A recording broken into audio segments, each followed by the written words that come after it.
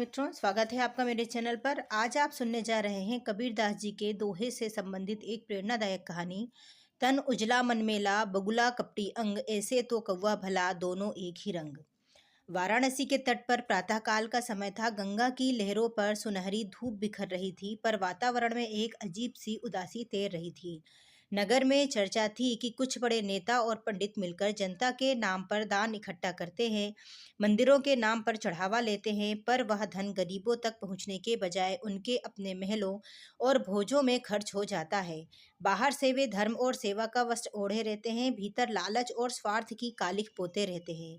उसी समय अपने साधारण से करघे के पास बैठे थे संत कबीरदास। उनके सामने उनका शिष्य माधव बैठा था। माधव के चेहरे पर क्रोध था।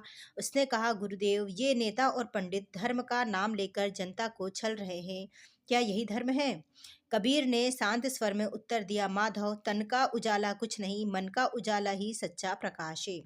जो बाहर से सफेद वस्त्र पहनकर भीतर से काला हो, वह बगुले से भी अधिक कपटी है। इसलिए मैंने कहा, तन उजला मन मेला, बगुला कपटी अंग, ऐसे तो कौवा भला, दोनों एक ही रंग। माधव ने पूछा, गुरुदेव, क्या केवल कपट ही कारण है कि समाज में इतना अंधकार है? कबीर बोले, कपट, लालच और भय, ये तीन मिलकर मनुष्य को अंधा बना देते हैं। नेता सत्ता के लालच में अंधे हो जाते हैं और पंडित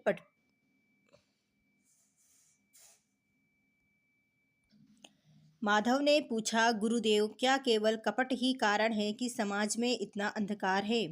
कबीर बोले, कपट, लालच और भय, ये तीन मिलकर मनुष्य को अंधा बना देते हैं। नेता सत्ता के लालच में अंधे हो जाते हैं और पंडित प्रतिष्ठा के मोह में, पर सत्य से कोई नहीं बच सकता। पहली कहानी, बगुला और मछलियाँ। कबीर ने समझाने के लिए पहली कथा सुनाई। एक तालाब में बहुत सी मछलियाँ रहती थी। एक दिन एक बगुला वहाँ आया। उसने कहा, मैं बड़ा साधु हूँ, मैंने मांस खाना छोड़ दिया है, मैं तुम्हें दूसरे सुरक्षित तालाब में ले जाऊंगा। मछलियाँ भोली थीं, वे एक एक कर उसकी चोंच में बैठती गईं। बगुला उन्हें पास के पत्थर पर ले जाकर खा जाता। एक बूढ़ी मछली ने संदेह किया। उसने कहा, साधु की पहचान वचन से नहीं, आचरण से होती है। उसने जाने से मना कर दिया। कुछ दिन बाद सच्चाई सामने आ गई। तालाब खाली हो चुका था।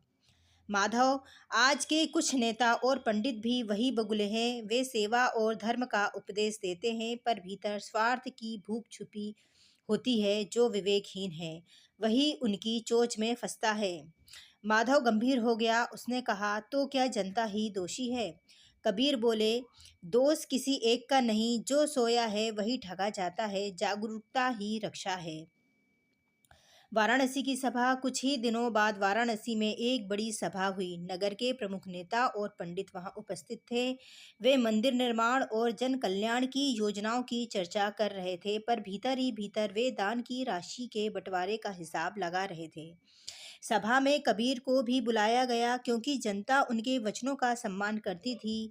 एक पंडित ने व्यंग से कहा, कबीर, तुम तो जुलाहे हो, धर्म की गूढ़ बातें क्या जानो? कबीर मुस्कुराए, धर्म कपड़ों की तरह नहीं कि रंग देखकर पहचान लिया जाए। धर्म तो मन की करघे पर बुना जाता है। नेता ने कहा, हमने तो मंदिर के लिए बहुत धन इकट्ठा किया है। कबीर ने शांत स्वर में पूछा, और उस धन से कितने भूखे पेट भरे? सभा में सन्नाटा छा गया। कुछ लोग असहज हो उठे। सभा में सन्नाटा छा गया। कुछ लोग असहज हो उठे।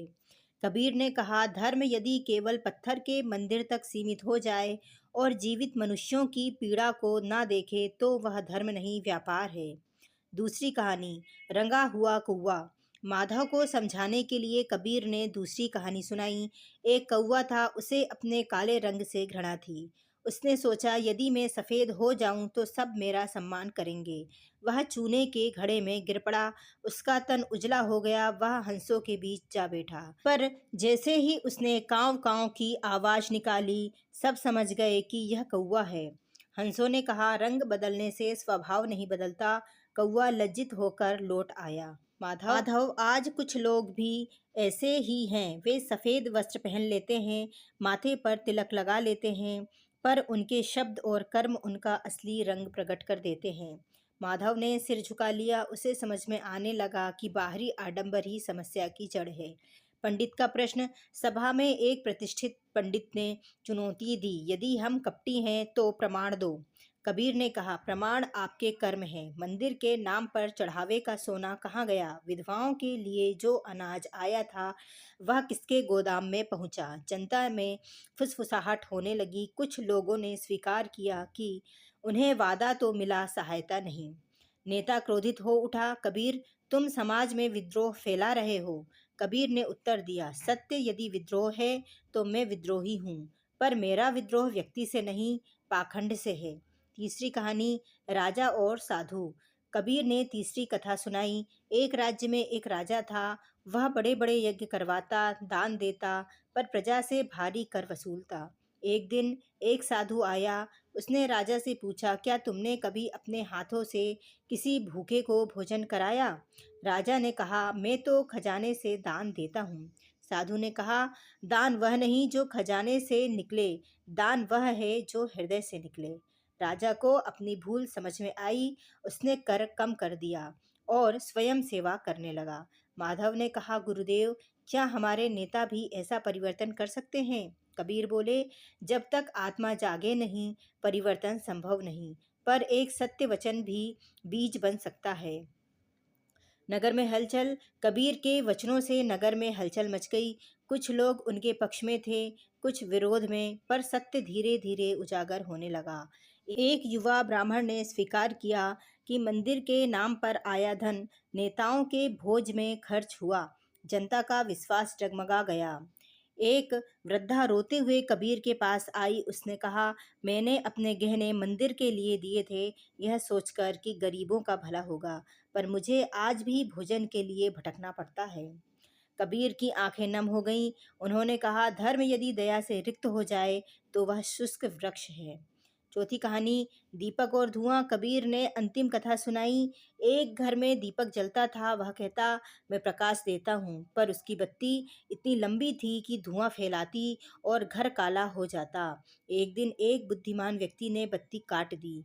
दीपक ने कहा, तुमने मुझे छोटा कर दिया। उसने उत्तर दिया, छोटा नहीं, शुद्ध किया है। माधव, पद और प्रतिष्ठा की बत्ती जितनी लंबी होगी उतना धुआं फैलेगा। जब तक अहंकार को काटा न जाए प्रकाश शुद्ध नहीं होगा। माधव की आंखों में चमक आ गई। उसने कहा, गुरुदेव, मैं समझ गया, कपट का पर्दा हटे बिना समाज उजला नहीं होगा। परिवर्तन की शुरुआत के बाद कुछ युवा आगे आए। उन्होंने संकल्प लिया कि दान का हिसाब सार्वजनिक करेंगे। मंदिर में एक कोष बनाया गया जिसमें से सीधे गरीबों की सहायता होने लगी। कुछ पंडितों ने भी स्वीकार किया कि वे प्रतिष्ठा के मोह में बह गए थे। नेता का चेहरा फीका पड़ गया। जनता ने प्रश्न पूछने शुरू कर दिए। सत्ता का भय कम होने लगा। कबीर ने कहा, याद रखो, कौवा भले काला हो पर वह अपने रंग से छल नहीं करता। बगुला सफेद होकर भी मछली निगलता है। इसलिए रंग नहीं, चरित्र देखो। माधव ने पूछा, गुरुदेव, क्या समाज पूरी तरह बदल जाएगा? कबीर मुस्कुराए, परिवर्तन एक दिन में नहीं होता, पर जब एक मन शुद्ध होता है तो वह 100 मनों को प्रेरित करता है। अंत का संदेश। वाराणसी की हवा बदलने लगी। लोग केवल वेशभूषा देखकर श्रद्धा नहीं करते, वे प्रश्न पूछने लगे, उत्तर मांगने लगे। मंदिरों में दया और सेवा की ध्वनि गूंजने लगी। कबीर ने अपने शिष्यों से कहा, सत्य का मार्ग कठिन है पर वही स्थायी है। तन को उजला करने में समय नहीं लगता, पर मन को उजला करने में जीवन लग जाता है। इसलिए पहले अपने भीतर झांको। यदि मन निर्मल है तो समाज स्वतः निर्मल होगा। माधव ने चरणों में झुककर कहा, गुरुदेव, आज आपने मुझे सिखाया कि धर्म बाहरी आडंबर नहीं, भीतरी प्रकाश है। कबीर ने अंतिम वचन कहा, जो स्वयं को बदलता है वही जग को बदलता है। कपट का अंत सत्य से ही होगा। और गंगा की लहरों पर जैसे यह संदेश तैर गया। तन उजला मन मेला, बगुला कपटी अंग, ऐसे तो कौवा भला, दोनों एक ही रंग। यह कथा केवल नेताओं और पंडितों पर प्रहार नहीं, हर उस मनुष्य के लिए दर्पण है जो बाहर से सजता है पर भीतर से स्वार्थ पालता है।